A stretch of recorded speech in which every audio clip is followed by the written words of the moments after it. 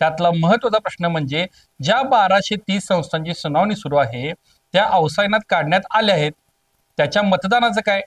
समजा यातील काही संस्था अपात्र ठरल्या व अपात्र ठरलेल्या संस्था जर मतदानाचा न्याय मागण्यासाठी पुन्हा न्यायालयात गेल्या तर या ठिकाणी त्यांनी निवडणुकीसाठी स्थगिती मागितली तर अडचणीची ठरू शकते अशी शक्यता गोकुळमधील काही ज्येष्ठ नेत्यांनी खासगीत व्यक्त केली आहे. याचा अर्थ असाही होऊ शकतो की जरी निवडणूक प्रक्रिया सुरू झाली असली तरी प्रत्यक्षात निवडणूक होणार का? निवडणुकीची टांगती तलवार अद्यापही तशीच आहे असे मत हे नेते खासगीमध्ये व्यक्त करतात. गोकुळवर प्रशासक असला तरी गोकुळची निवडणूक 90 दिवसात घ्यावी असे आदेश सर्वोच्च न्यायालयाने दिले आहेत. याच मुद्द्याचा आधार घेत गोकुळची निवडणूक घेण्यास इच्छुक असणाऱ्या नेत्यांनी शासनावर दबाव आणून व जोरदार पाठपुरावा करत निवडणूक प्रक्रियेला सुरुवात केली. तसे संकेत गेले काही दिवस वैद्यकीय शिक्षण मंत्री हसन मुश्रीफ देत होते. का लढवणार नसाल तर कोणाच्या सपोर्ट मध्ये तुम्ही उतरणार? नाही, हो हो. गोकुळच्या राजकारणात जावं लागेल. हो. ह्या प्रश्नाचं उत्तर असं देईन, अजून भरपूर पुलाखालून पाणी जायचं आहे, भरपूर गोष्टी अजून घडायच्या आहेत. आता आलेला आदेश हा व्हॅलिड आहे की नाही बघायचा आहे. त्याच्यासाठी आम्ही सगळी वकिलांशी वगैरे चर्चा करतो आहोत. हे सगळं नीट आहे का? हे 5470चं यादीसुद्धा त्यांनी आतमध्ये घेतलेली आहे.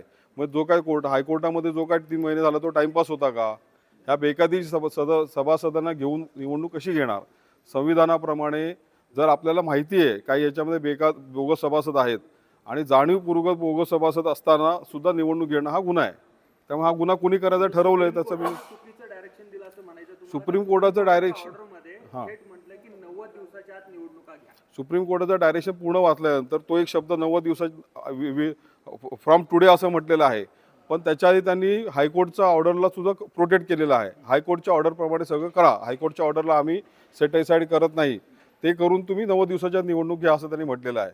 सोयीप्रमाणे इलेक्शन ऑथॉरिटीने दबावामध्ये येऊन वेगळ्या प्रकारे त्याचा अर्थ काढलेला आहे. आणि इंटरप्रिटेशनचा हा प्रश्न आहे, हा जाणीवपूर्वक केलेलं इंटरप्रिटेशन आहे की जेन्युअनली, त्याचा आपला शोध करावा लागेल. आता गोकुळच्या निवडणुकीवर आजही टांगती तलवार आहे असं 100% आहे टांगती तलवार. कशा प्रकारे? निर्णय चुकी झालेला आहे. ज्या 1320 संस्थांचं भवितव्य काय हे होत असताना 2 SIT लागलेले आहेत. 1 एप्रिलला एक SITचा आदेश आलेला आहे, 21 एप्रिलला SITचा आदेश आलेला आहे.